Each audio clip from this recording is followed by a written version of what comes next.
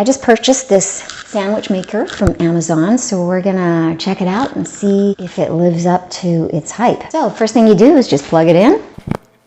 The red light will illuminate, so that just lets you know that the power is on. And the green light lets you know it's ready for use. Okay, so we're ready to make a sandwich now. I just have rye bread here, which is kind of a little odd shaped for this sandwich maker, but that's okay. We're just gonna open it up, put butter on the outside slice of the bread. So I find the easiest way to do that is I just melt some butter, and then I just put it right in there and just move it around, and now it's already on there.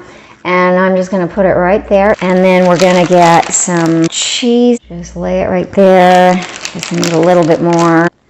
Put it right there. And then we're gonna get the other slice, put it in here.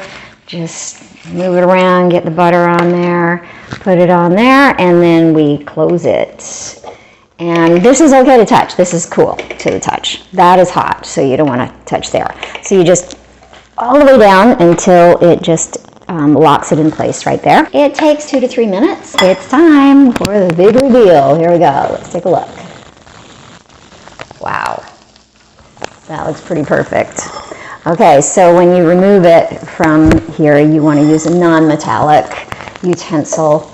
And of course, it's just going to come right off. Super easy, non-stick, and there you go. So when you're done, be sure to unplug it right away.